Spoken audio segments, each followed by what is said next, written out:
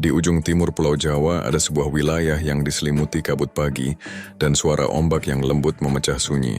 Daerah ini dikenal dengan nama Banyuwangi, sebuah nama yang terdengar indah. Tetapi di balik keindahan itu, tersimpan kisah lama penuh air mata, kesetiaan, dan pengorbanan. Banyuwangi bukan sekadar sebuah nama. Bagi masyarakat setempat, nama ini memiliki makna spiritual yang dalam. Ia dipercaya lahir dari peristiwa tragis yang menjadi simbol kesucian dan cinta sejati.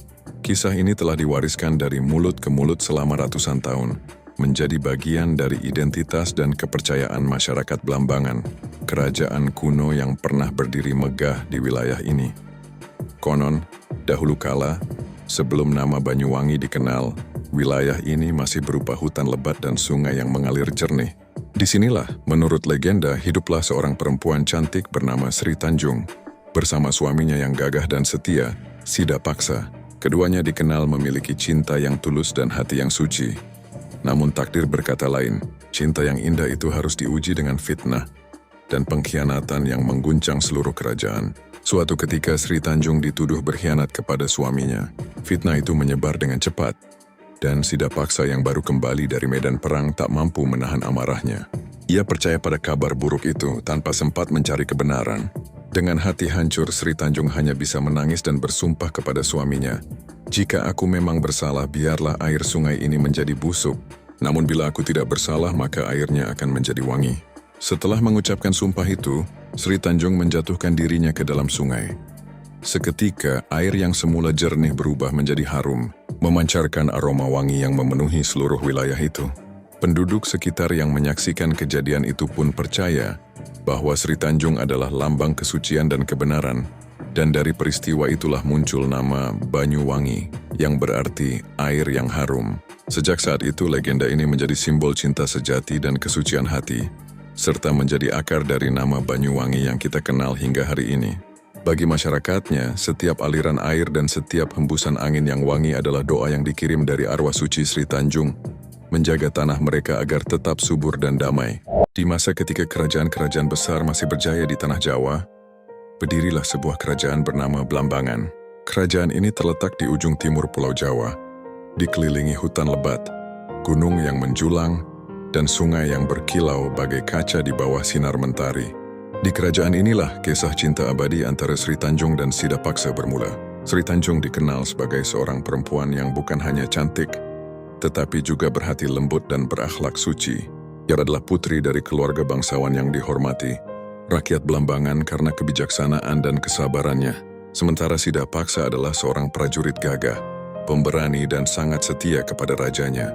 Keduanya dipertemukan oleh takdir, dan cinta mereka tumbuh dalam kesederhanaan serta ketulusan hati. Namun kebahagiaan itu tak bertahan lama. Suatu hari Sida Paksa diperintahkan oleh sang raja untuk pergi berperang jauh dari Blambangan. Dengan berat hati, Sri Tanjung melepas kepergian suaminya, sembari berdoa agar Sida Paksa pulang dengan selamat.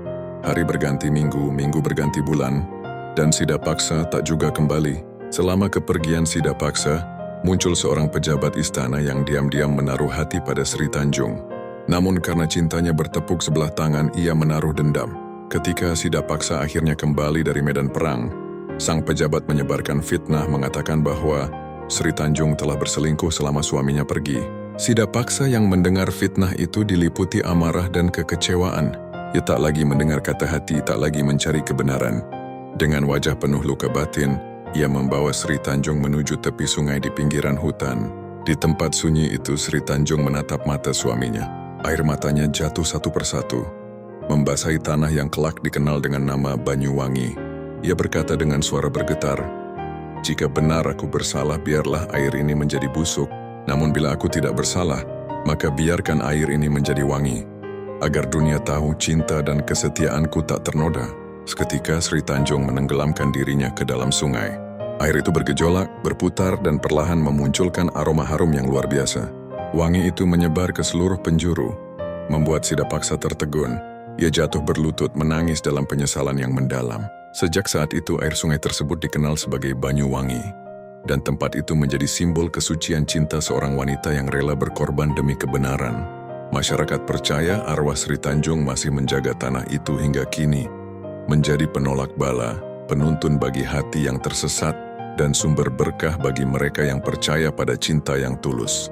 Legenda ini bukan hanya cerita cinta, tetapi juga pengingat tentang keteguhan hati, kesucian, dan makna pengorbanan bagi masyarakat Banyuwangi. Nama itu bukan sekadar sebutan geografis, melainkan doa dan penghormatan kepada kesetiaan yang abadi. Nama Banyuwangi bukan hanya sekadar hasil dari sebuah legenda. Ia adalah simbol dari makna kehidupan, kesucian, dan keseimbangan alam yang tertanam dalam kepercayaan masyarakat Jawa Timur, terutama keturunan Belambangan kuno. Secara etimologi, kata Banyuwangi berasal dari dua kata bahasa Jawa, yaitu banyu yang berarti air dan wangi yang berarti harum. Namun di balik arti harfiahnya, masyarakat mempercayai bahwa air yang harum bukanlah air biasa. Ia adalah air kehidupan, lambang pembersihan jiwa dan kebenaran hati. Air, dalam pandangan masyarakat Jawa, selalu memiliki makna spiritual yang dalam. Ia dianggap sebagai penghubung antara dunia manusia dan dunia gaib, antara bumi dan langit, antara dosa dan pengampunan. Dan ketika air itu mengeluarkan aroma wangi, itu pertanda alam semesta sedang berbicara, memberitahu bahwa ada kebenaran yang telah ditegakkan. Bagi masyarakat Banyuwangi, legenda Sri Tanjung bukan sekadar cerita masa lalu. Ia adalah warisan batin yang dijaga dengan penuh penghormatan. Mereka percaya kesucian Sri Tanjung masih menyelimuti tanah Banyuwangi hingga hari ini, menjaga, memberkahi, dan menenangkan setiap hati yang tulus. Di beberapa daerah, masyarakat bahkan masih melakukan ritual penghormatan kepada roh leluhur yang disebut selametan sumber air. Ritual ini dilakukan di dekat sungai atau mata air dengan menabur bunga dan dupa, sembari berdoa agar air tetap jernih, alam tetap seimbang, dan rezeki selalu mengalir seperti aliran sungai. Mereka percaya aroma wangi dari air atau tanah di Banyuwangi adalah tanda bahwa Sri Tanjung hadir dan memberikan restunya. Bahkan hingga kini, di beberapa wilayah pedalaman Banyuwangi, masyarakat masih sering mencium aroma harum misterius pada waktu-waktu tertentu. Bagi mereka itu bukan hal yang menakutkan.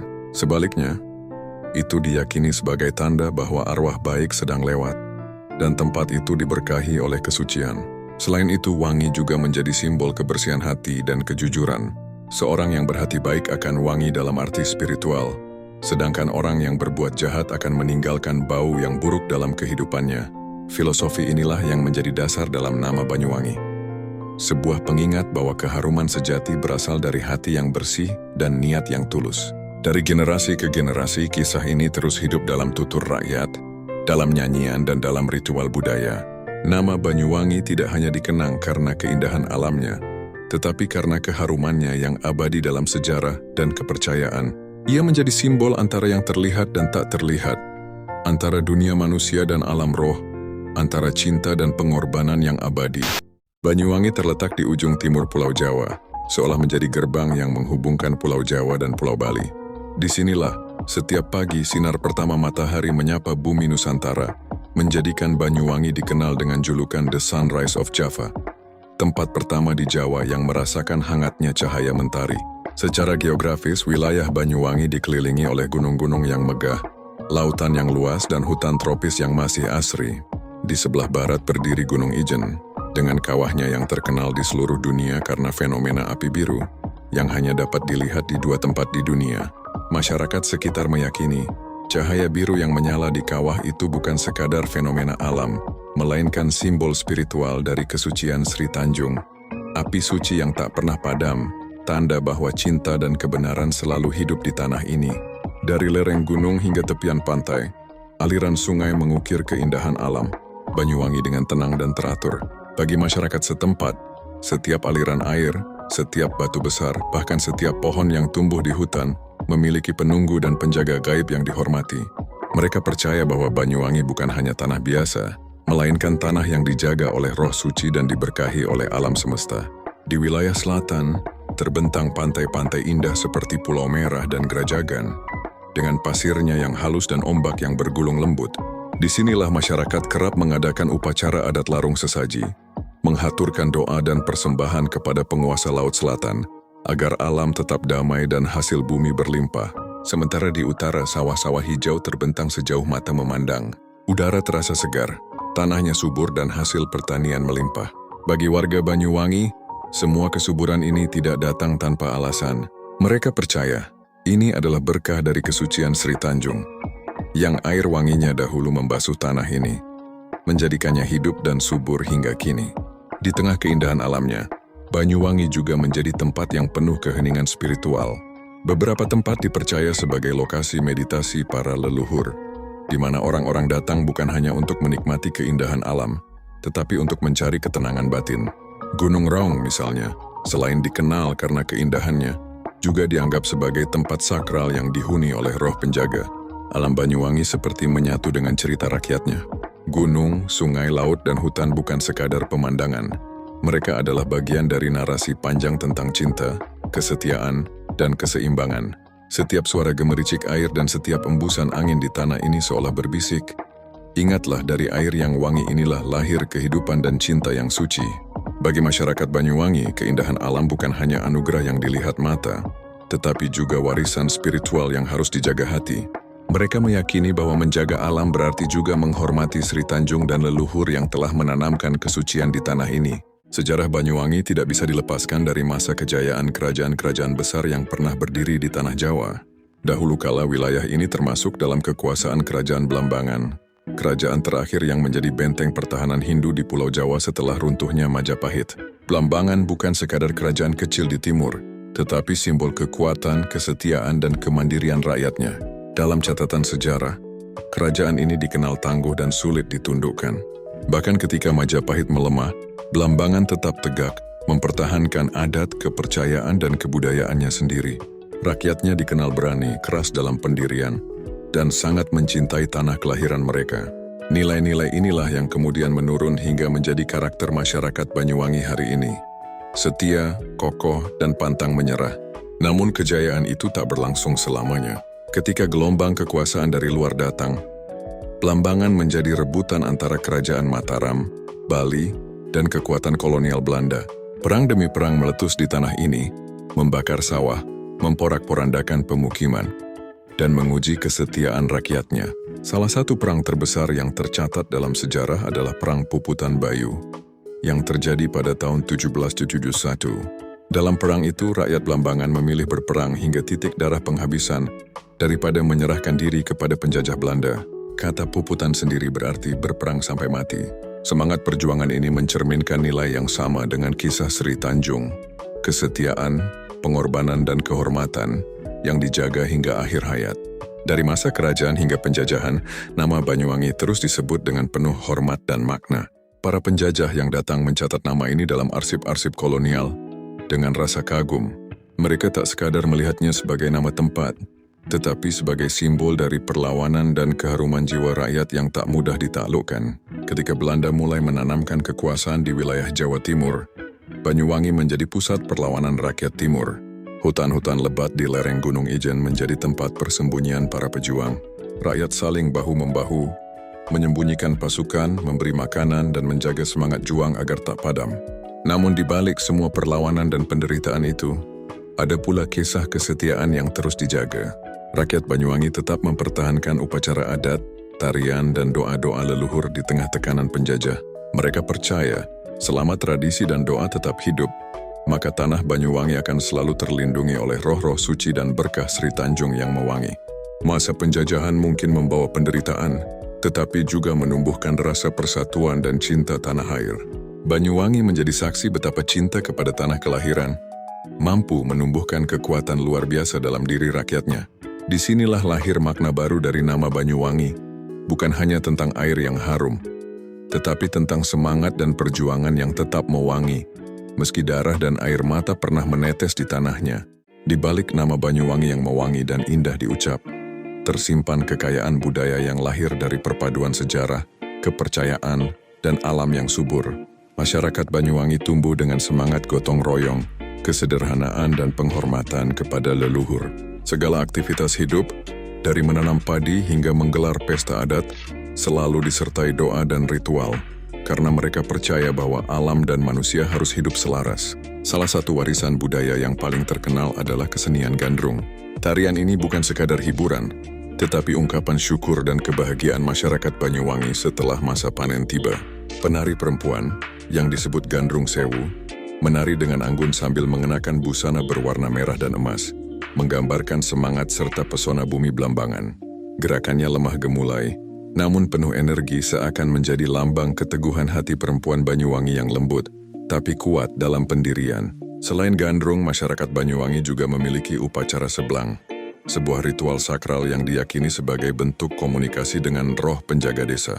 Tarian seblang dilakukan oleh perempuan yang dipilih secara spiritual, seringkali dalam keadaan kesurupan, untuk menyalurkan pesan dari dunia gaib. Ritual ini dipercaya dapat menolak bala, menjaga kesuburan tanah, dan memelihara keseimbangan antara dunia nyata dan dunia roh. Kepercayaan ini menjadi bukti bahwa masyarakat Banyuwangi masih memegang teguh warisan spiritual leluhur.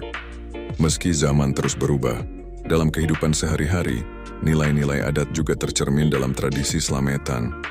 Doa bersama yang diadakan untuk berbagai momen penting seperti kelahiran, panen, hingga pindah rumah. Slametan menjadi simbol persaudaraan dan keharmonisan sosial, tempat di mana semua orang duduk bersama tanpa membeda-bedakan status sosial. Mereka berbagi makanan, doa, dan harapan, seolah mengingatkan bahwa dalam hidup kebersamaan adalah sumber berkah. Selain budaya dan ritual, Banyuwangi juga dikenal karena alamnya yang memesona dan spiritual. Gunung Ijen dengan kawah birunya yang menakjubkan bukan hanya destinasi wisata, tetapi juga tempat suci bagi sebagian masyarakat yang percaya bahwa roh penjaga alam bersemayam di sana. Sementara di pantai-pantai selatan, ombak yang menggulung dipercaya menyimpan kisah mistis dan legenda para penjaga laut. Di tengah perkembangan zaman, masyarakat Banyuwangi tetap menjaga keseimbangan antara modernitas dan tradisi. Mereka beradaptasi tanpa melupakan akar budaya yang diwariskan oleh nenek moyang. Bahkan pemerintah daerah menjadikan festival-festival budaya seperti Festival Gandrung Sewu dan Banyuwangi Ethno Carnival sebagai simbol identitas dan kebanggaan daerah. Budaya Banyuwangi bukan sekadar pertunjukan, melainkan doa yang hidup, yang menghubungkan masa lalu, masa kini, dan masa depan. Setiap tarian, nyanyian, dan ritual menjadi wangi yang tak pernah pudar. Seperti harumnya kisah Sri Tanjung, yang terus mengalir bersama waktu. Waktu terus berjalan, dan bumi Blambangan perlahan berubah mengikuti arus zaman. Namun, di balik modernitas dan hiruk-pikuk pembangunan, aroma sejarah dan legenda Banyuwangi tetap terasa kuat, seolah tak pernah pudar ditelan masa. Setelah masa kejayaan kerajaan Blambangan berakhir, Banyuwangi mulai memasuki babak baru di bawah pengaruh kolonial Belanda. Pada abad ke-18, daerah ini menjadi wilayah penting bagi Belanda karena letaknya yang strategis di ujung timur Pulau Jawa. Pelabuhan-pelabuhan kecil di sekitar Banyuwangi digunakan untuk mengirim hasil bumi seperti kopi, tebu, dan rempah-rempah ke berbagai penjuru negeri. Namun di balik geliat ekonomi itu, penderitaan rakyat tetap terasa. Kerja paksa, penindasan, dan perlawanan menjadi bagian dari kisah panjang Banyuwangi. Salah satu peristiwa yang dikenang masyarakat adalah perlawanan rakyat Blambangan terhadap VOC yang menolak tunduk pada kekuasaan asing.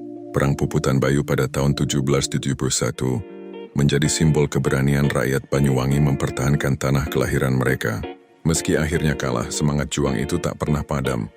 Justru menjadi nyala api yang diwariskan dari generasi ke generasi. Memasuki masa kemerdekaan, Banyuwangi tumbuh menjadi kota yang penuh potensi.